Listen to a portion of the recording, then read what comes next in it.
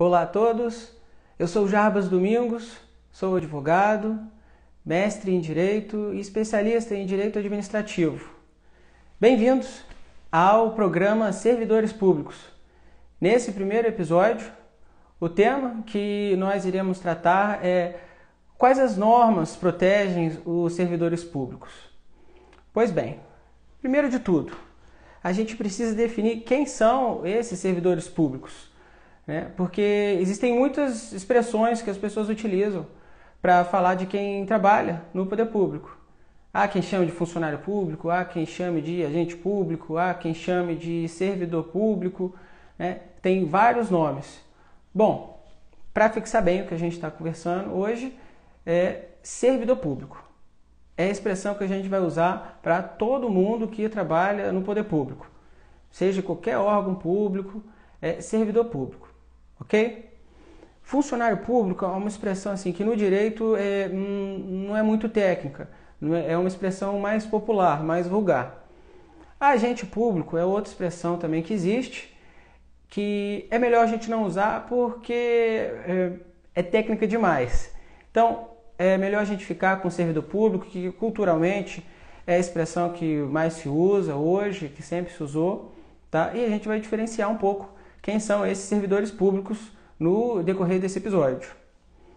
Bom, segundo ponto agora. Vamos definir o que é um servidor público. Por quê? A gente vai falar das normas que protegem os servidores públicos, mas a gente precisa entender o que é o servidor público. Quem é o servidor público? Pois bem, o servidor público é toda pessoa que exerce uma função pública. Os servidores públicos são, portanto, a cara, os braços, as pernas do poder público. Porque o poder público, todo mundo sabe, ele é uma ficção, ele não existe. Você não consegue chegar e se dirigir ao poder público. Assim como você não consegue se dirigir a uma empresa. São ficções, são criações do direito para tratar de assuntos da sociedade. O poder público não é diferente. O poder público ele é um ser abstrato e ele precisa agir na vida social, ele precisa agir na vida prática. E ele se serve de quem para fazer isso? Dos servidores públicos. Então, os servidores públicos são todas essas pessoas que exercem função pública, alguma atividade que o poder público atribuiu a elas para poder cumprir a finalidade dele, que é o bem público, que é o interesse público, tudo isso. Detalhe, o servidor público, ele não precisa necessariamente ser aquela pessoa que está para sempre no poder público, nem que está recebendo. É verdade. O servidor público, ele necessariamente, ele não precisa ser aquele servidor que a gente conhece como o concursado, que é para sempre, que é remunerado. Então, mesmo que temporariamente, sem remuneração, uma pessoa pode ser servidora pública. E a gente vai ver já já quem são essas pessoas, os exemplos dessas pessoas que eu estou falando, que são temporárias, por exemplo, que não recebem nem remuneração. Bom, definimos primeiro, o que é o servidor público, para a gente tratar nos próximos programas também, nos próximos episódios, quer dizer, definimos direitinho o que é um servidor público, agora a gente precisa saber que existem várias espécies de servidores públicos. Não existe só servidor público, não. Tem várias espécies. Só para vocês terem uma ideia, são 7 espécies que o direito cuida para tratar dos servidores públicos. Rapidamente, para a gente poder dar continuidade. Primeira espécie são os agentes políticos. Quem são os agentes políticos, Jarbas? Os agentes políticos são aquelas pessoas que estão ligadas a governo, que exercem o poder de governo. São os governantes, usualmente, que a gente fala, as autoridades públicas. Quem são? Prefeito, vereador, governador, presidente, parlamentares, de modo geral. Todas essas pessoas são agentes políticos. São pessoas que ingressam no poder público por meio de eleição. Então, são agentes políticos. Primeira espécie de servidor público. Segunda espécie de servidor público, a gente tem os militares. Sim, os militares são servidores públicos. Diferente dos servidores públicos civis, os servidores públicos militares são aquelas pessoas que estão no poder público e estão sujeitos a um regime todo diferente, de hierarquia e disciplina, que as normas cabíveis aplicam a eles. Então, a gente tem, por exemplo, a Polícia Militar e o Corpo de Bombeiros Militares no Estado. A gente tem as Forças Armadas na União, a Aeronáutica, o Exército, né, e a Marinha. São todos militares, né, então sujeitos a esse regime, mas são servidores públicos também, né, não é uma categoria à parte militar. O militar, o milico, como todo mundo costuma falar, ele é servidor público também, ok? Terceira espécie de servidor público que eu posso falar aqui são os temporários. Sim, existem servidores públicos temporários, como eu tinha dito, eles não vão durar para sempre. Como eu disse, o militar ele vai até o fim da carreira dele, como eu disse, ser servidor. O servidor temporário não, ele tem um prazo, né? Ele não é para sempre.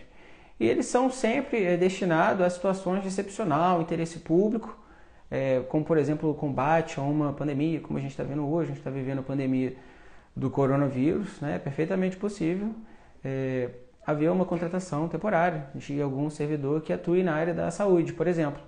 Então, isso pode acontecer. É um exemplo de servidor público temporário. Quarta espécie, os particulares em colaboração.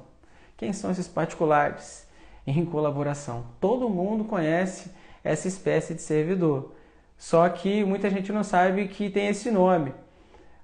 São os mesários, são os jurados, né, estagiários, os rapazes aí que completam 18 anos e prestam serviço militar obrigatório. São particulares em colaboração com o poder público. Toda essa gente aí é servidor público, enquanto tiver naquela função. Então, por exemplo, o jurado que estiver lá no tribunal do júri, ele é servidor público naquele momento. Ele está sujeito a todo o regramento de servidores públicos. Próxima espécie, comissionados. O comissionado, todo mundo conhece também, né? Todo mundo vive no município. No município é comum a gente escutar: fulano de tal é cargo em comissão, fulano de tal é função de confiança. Sim, são espécies de servidores públicos, sim. Eles são destinados só para funções de direção, assessoramento e chefia, né? Então, não tem cargo em comissão, não tem função de confiança para uma função típica do poder público. Por exemplo, não tem cargo em comissão para médico, né? Porque saúde é um serviço público que é prestado, né, pelo poder público, todas as suas esferas, seja a União, os estados, os municípios, e ele precisa exercer essa função. Como que ele faz? Ele precisa do servidor público para prestar o serviço de saúde. E um deles é o médico, né? Não tem como ter um cargo em comissão para médico, né? É possível ter um cargo em comissão para chefe de um hospital. Por quê? Porque é um cargo de chefia, né? Ou um cargo de direção, ou mesmo um cargo de assessoramento. Então, isso é o servidor público em comissão, são os comissionados, que se dividem nessas duas subespécies. Os cargos em comissão, que são para todo mundo, tanto para quem está fora dos quadros do poder público ou para quem está dentro, um servidor público que a gente vai ver daqui a pouco, o estatutário. E as funções de confiança, essas sim, são só para as pessoas que estão dentro dos quadros do poder público, só os servidores efetivos, servidores estatutários. Ok? Penúltima espécie, número 6, os seletistas. Quem são os seletistas? Seletistas são os empregados públicos. Os empregados públicos são as pessoas que têm um vínculo empregatício com alguma entidade integrante da administração pública. Normalmente, os empregados públicos, eles fazem parte das empresas estatais. Empresa estatal são aquelas empresas que chamam-se no direito sociedade de economia mista, que tem dinheiro tanto do poder público quanto da iniciativa privada. As empresas públicas, que só tem dinheiro do poder público elas, mas são empresas, efetivamente. Então a gente tem exemplo, o funcionário, por exemplo, do Banco do Brasil, ele é um servidor público, mas ele é um empregado público. Por quê? O vínculo dele com o Banco do Brasil é de emprego, o regime dele é de emprego. É diferente, né, se a gente vê do militar, que a gente falou agora há pouco. O vínculo do militar com o poder público que o emprega não é de emprego, né? A gente fala de emprego, mas de modo usual, de modo vulgar.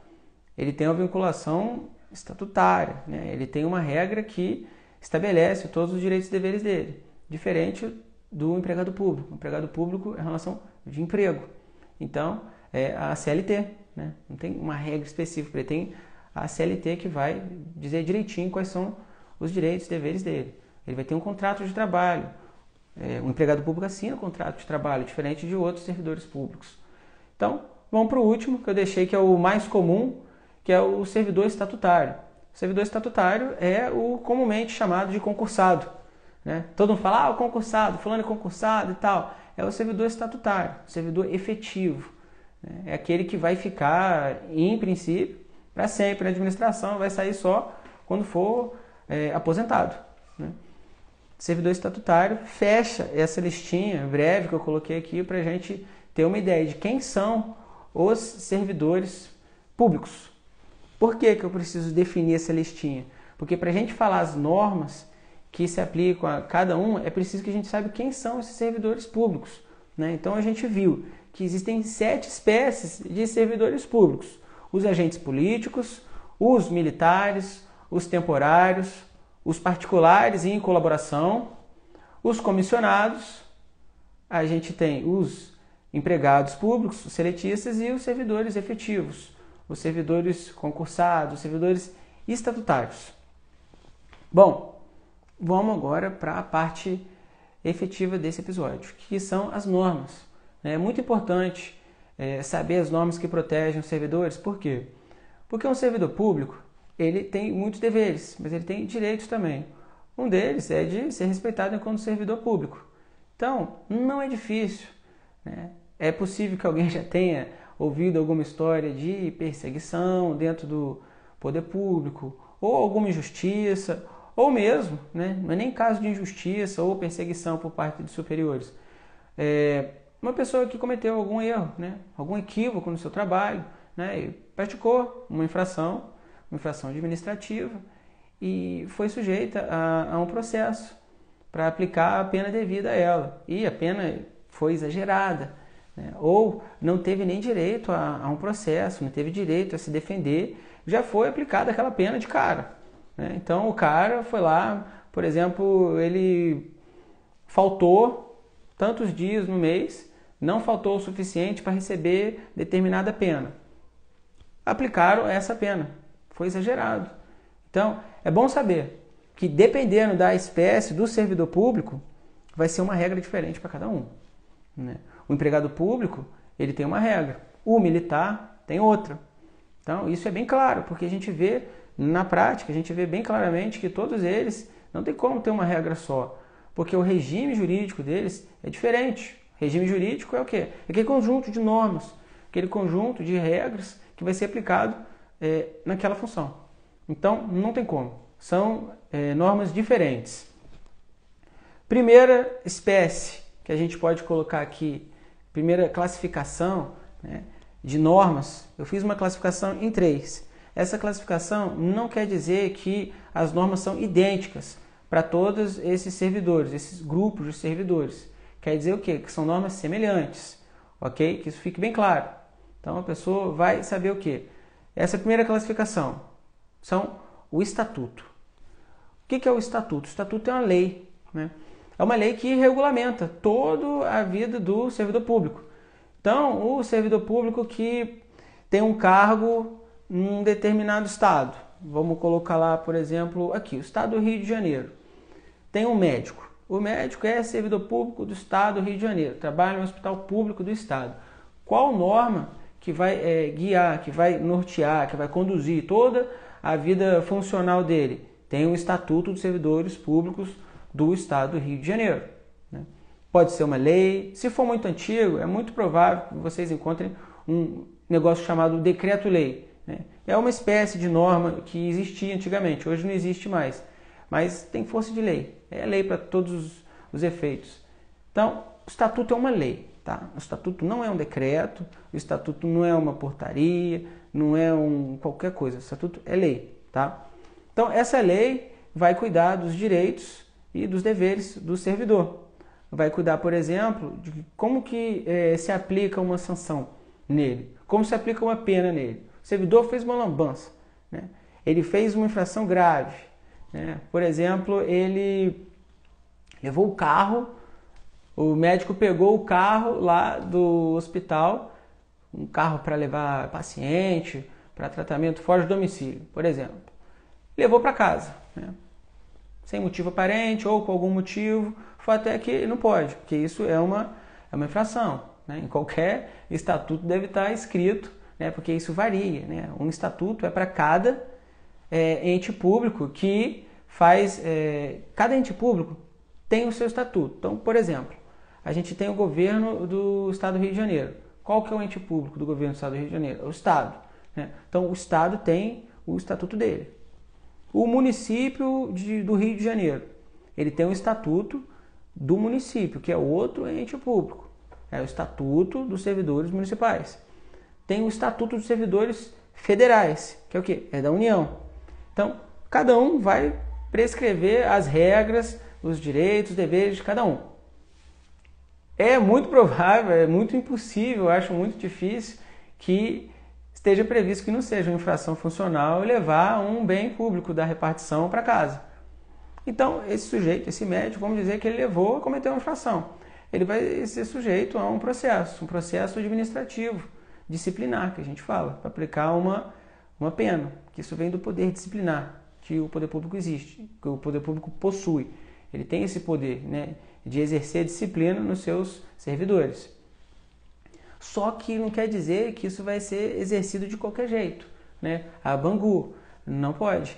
Tem uma regra, tem um rito, tem um procedimento. Então, esse médico, esse sujeito aí, vai ter o direito à ampla defesa, vai ter direito ao contraditório, ele vai ter que ter momentos para se defender, ele vai ter que ter ciência de todos os atos do poder público que está acusando, ele vai ter direito a produzir provas, né, testemunha, vídeo, qualquer coisa nesse sentido. Então, ele tem esses direitos previstos onde? No Estatuto, né? Então, como eu disse, o Estatuto é essa norma que protege os servidores, primeiro, estatutários, né? Todo servidor estatutário ele é protegido pelo Estatuto. Então, primeira coisa que você tem que saber, você é servidor estatutário, eu sou servidor estatutário, ou o vizinho é servidor estatutário. Ele tem uma norma que o protege, que é o Estatuto, né? Esse estatuto também ele se aplica aos servidores militares. Então, todo militar ele tem o estatuto dele, que não é o estatuto dos servidores civis, é diferente. Então, tem o estatuto dos servidores públicos militares do Estado do Rio de Janeiro. Tem o estatuto dos servidores públicos militares da União ou do Estado da Bahia. Cada um vai ter o seu, né? Cada um com uma regra. De modo geral, as regras são muito semelhantes, mas cada um vai ter o seu. E outra espécie de servidor público que também é protegido pelo Estatuto, que são os comissionados. Muita gente fica na dúvida a respeito de se o comissionado ele é ou não protegido pelo Estatuto de um determinado ente público. Vamos lá, dar um exemplo bem concreto. A gente falou do poder público estadual, vamos falar agora do municipal, numa prefeitura. Vamos dizer que tem determinado servidor na prefeitura que ele é cargo de comissão. Ele tem um cargo de comissão, ele é chefe de algum setor da Secretaria Municipal de Saúde. Vamos manter na saúde. Só que esse sujeito, ele é de fora dos quadros. Ele não é um servidor estatutário e tem esse cargo de direção. Ele é uma pessoa que veio de fora.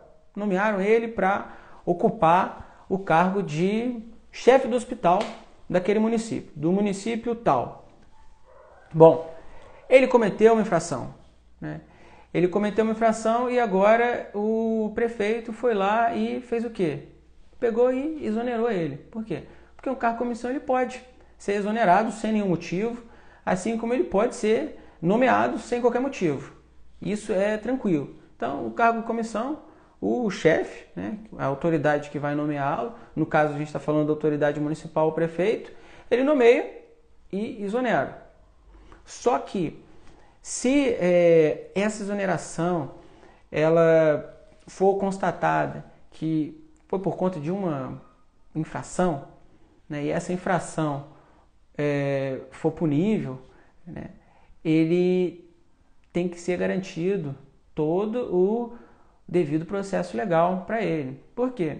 Determinadas infrações administrativas que o servidor público pratica, elas têm desdobramentos. Por exemplo, ressarcir o erário, né? O erário, quando eu digo, é o patrimônio público, né? Então, o servidor público desviou dinheiro, né? Uma das implicações dessa infração é ter que devolver esse dinheiro, né? Então, o servidor público, dependendo da infração, ele pode ficar impedido de ser nomeado para ocupar cargos públicos por um determinado período do tempo. Então, para chegar nisso, né, se for constatado isso aí, ainda que o servidor tenha sido exonerado, né, livremente, o servidor público que eu estou falando aqui em comissão, cargo em comissão, ele tem que ter a garantia dessa defesa dele, né?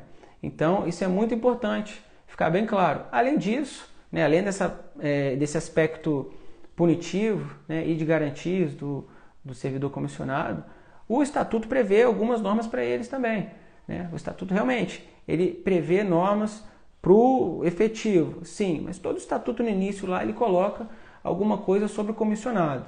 Então o comissionado, ele é protegido pelo Estatuto, sim, tá? Não é exagero falar que ele é protegido. É errado se pegar e falar que o Estatuto se aplica integralmente ao servidor comissionado. Isso não é verdade, né? Mas algumas partes sim, e a parte disciplinar se aplica também a ele. Isso é um fato. Bom, agora o segundo grupo. O segundo grupo de servidores que tem uma norma específica para protegê-los. Os seletistas, né? Qual a norma que se aplica aos empregados públicos seletistas? A CLT. Então, todo direito que o empregado de iniciativa privada ele tem, o empregado público tem também. Então, por exemplo, essa questão de despedida sem justa causa, né? Ele tem os direitos resguardados na CLT, que tem ali as multas, toda essa questão, né?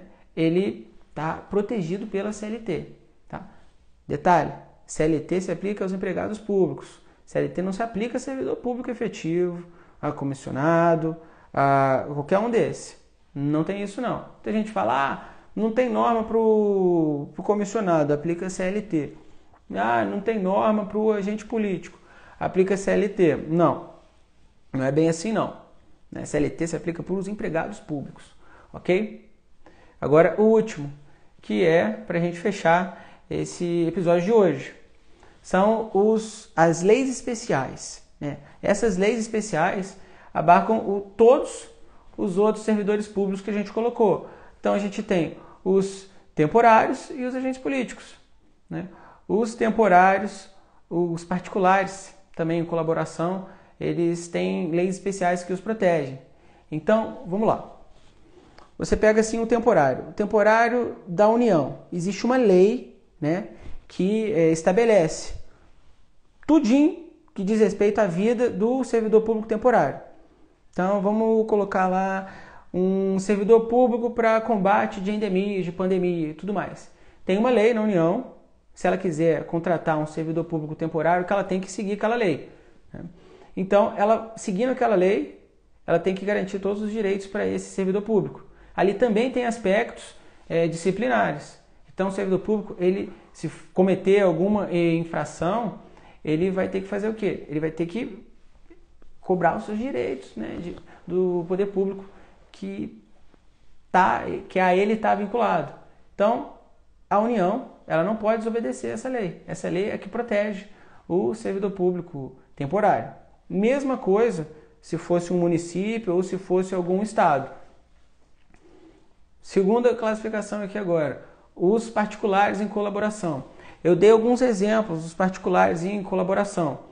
Então, todos eles têm uma lei especial que vai se aplicar. São as normas que protegem eles. Então, por exemplo, tem o estagiário.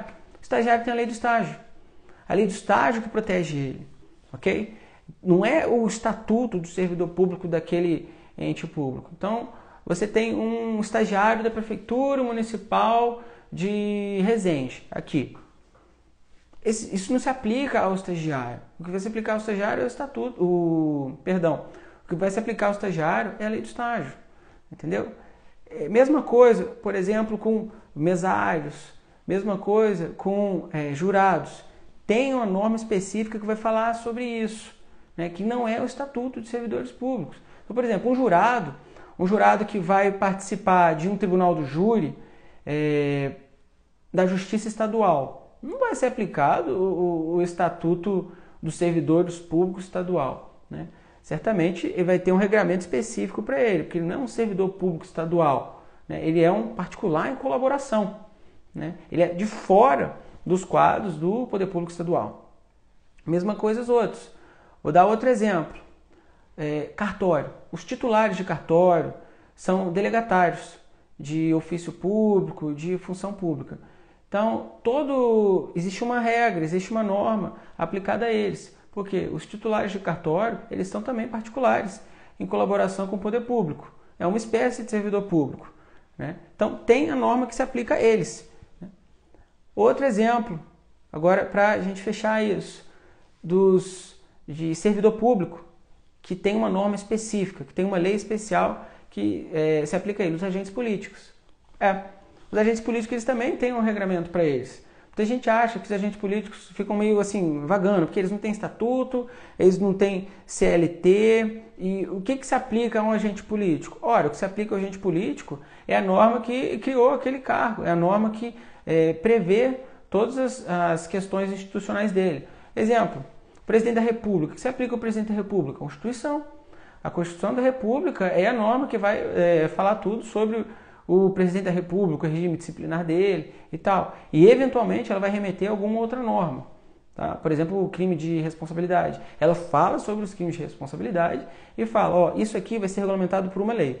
E aí, sim, vai ter aquela lei específica, mas sempre partindo da Constituição. Então, o presidente não fica sem nenhuma proteção. Mesma coisa, os governadores. As constituições estaduais vão fazer o mesmo. Com os prefeitos, a mesma coisa, só que em vez de ser a Constituição Estadual, em vez de ser a Constituição da República, vai ser o quê? Vai ser a lei orgânica. A lei orgânica que vai regulamentar toda essa situação deles. Ok? Então, a gente viu, assim, de modo muito breve, né? A ideia era o quê? Mostrar que todo servidor público ele tem alguma norma que o protege, né? Todos. Então, das 7 espécies de servidores públicos que a gente colocou aqui hoje, todas elas têm uma norma que protege. Então, só relembrando, a gente tem primeira norma que protege o servidor público, o Estatuto. Segunda, a CLT. Terceira, as leis especiais. Estão dentro da proteção do Estatuto o quê? Os servidores estatutários, os servidores militares e os servidores comissionados. Dentro da proteção da CLT estão quem? Os empregados públicos, os seletistas. Okay? E dentro das leis especiais estão as demais espécies de servidores públicos. São quem?